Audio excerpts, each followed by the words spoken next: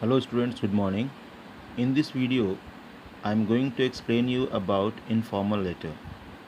Informal letter, which is also called personal letter. Informal letter को हम लोग personal letter भी कहते हैं. Informal letter is written to somebody whom you know, such as friends, parents, family members and relatives.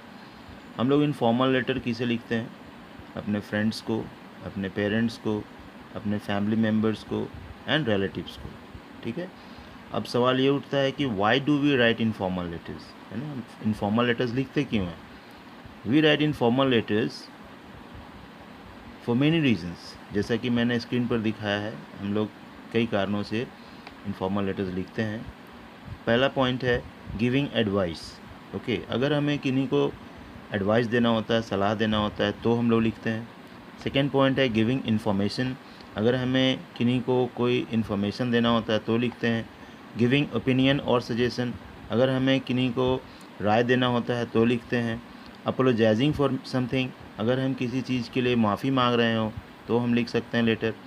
Congratulating. अगर किन्हीं को मुबारकबाद देना है किसी बात के लिए तो हम लिख सकते हैं इनफॉर्मल लेटर.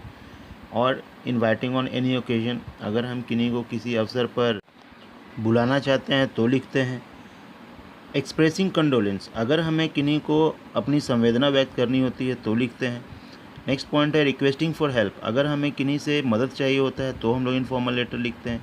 और लास्ट पॉइंट है रिमाइंडिंग अ फ्रेंड. अगर हम किसी फ्रेंड को अपने किसी फ्रेंड को किसी बात को रिमाइंड करवाना है तो हम लोग इनफॉर्मल लेटर लिखते हैं. तो ये सारे रीजंस हैं हमें इनफॉर्मल लेटर लिखने के. I hope you have understood about the informal letter. See you in the next session. Till then, thank you very much. So in this session I am going to explain you about the format of the informal letter. इस session में मैं आप लोगों को informal letter का format बताने जा रहा हूँ. So on the top we will write sender's address. सबसे ऊपर में हम लोग sender's address लिखेंगे. मतलब जो लेटर लिख रहा है, जैसे आप लिख रहे हो तो आप अपना एड्रेस ऊपर में लिखोगे. After that you have to write date. इसके बाद आपको डेट लिखना है. After that you have to write salutation. इसके बाद आपको सैल्यूटेशन लिखना है, ग्रीट करना है. After leaving one line you have to write introduction, add pleasantries and mention the topic of the letter. ठीक है. तो इसमें हम लोग क्या करते हैं, इंट्रोडक्शन लिखते हैं और फिर टॉपिक लेटर का लिखते हैं. After that we have to write content or body, add details about the reason you are writing to them, express feelings, events, situation, etc. तो इसके बाद हम लोग लिखते हैं बॉडी या कह सकते हैं कंटेंट ऑफ द लेटर, जिसमें हम लोग अपनी फीलिंग्स को दर्शाते हैं, कोई इवेंट्स को दर्शाते हैं, सिचुएशंस को दर्शाते हैं. ऐसा हम लोग लिखते हैं. After that comes closing remarks, what we say conclusion. Conclude your letter and say good bye. तो आखिर में हम लोग लेटर को कंक्लूड करते हैं और गुड बाय करते हैं. After that it comes complimentary close. इसके बाद हम लोग कॉम्प्लीमेंट्री क्लोज करते हैं. And then we write our name. और फिर हम अपना नाम लिखते हैं, what we call signature. So in this session I am going to give you some tips to write informal letter. इस सेशन में मैं आप लोगों को कुछ टिप्स दूंगा कि इनफॉर्मल लेटर कैसे लिखा जाता है.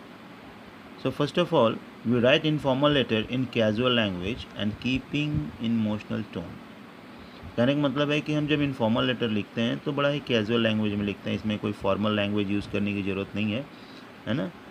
और अपने इमोशन को भी इसमें हम लोग दर्शाते हैं. ठीक है. और एक बात, हम लोग इसमें कॉन्ट्रैक्शंस का इस्तेमाल कर सकते हैं, जैसे कांट, कुडंट, ये हम लोग इस्तेमाल कर सकते हैं, जो हम लोग फॉर्मेट लेटर में इस्तेमाल नहीं कर सकते थे. ठीक है. So we starts in the same way. We will start like at the top we have to write sender's address. सबसे ऊपर हमें sender's address लिखना होगा. After that we have to write date. जैसा कि मैंने कहा था, we have to write date. Then we have to write salutation. Salutation means greeting. कैसे हम लोग greet कर सकते हैं informal letter में? Dear Raju, beloved mom और beloved mother as you are seeing on the screen. इसके बाद हम लिख सकते हैं dearest Divya, dear Mrs. Sinha. So in this way we can write the salutation. After that it comes that how to start the informal letter, मतलब हम informal letter start कैसे करेंगे.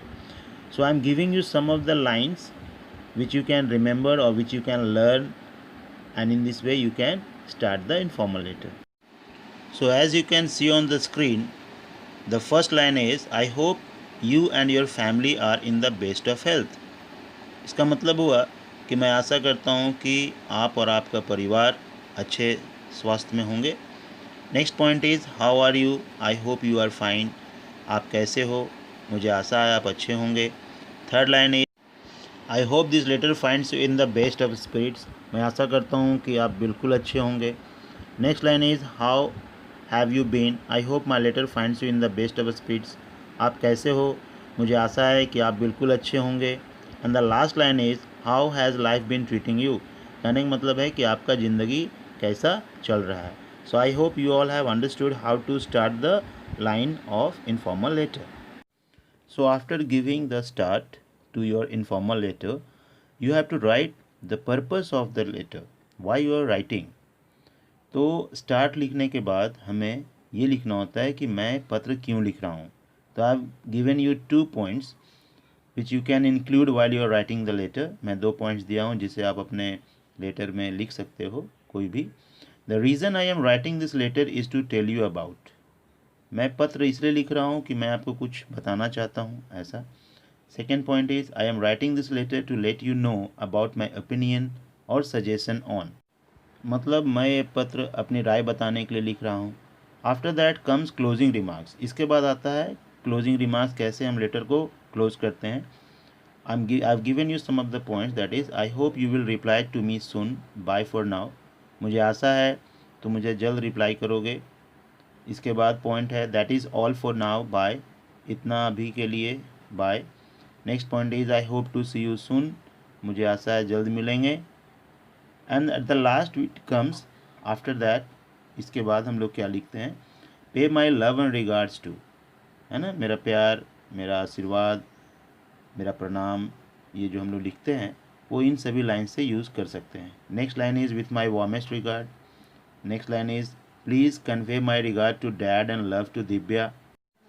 After that, at the last, we will write subscription and signature. So in the subscription, what we will write, yours lovingly, or we can write yours affectionately, and after that we have to write the name. I hope you have understood how to write informal letter.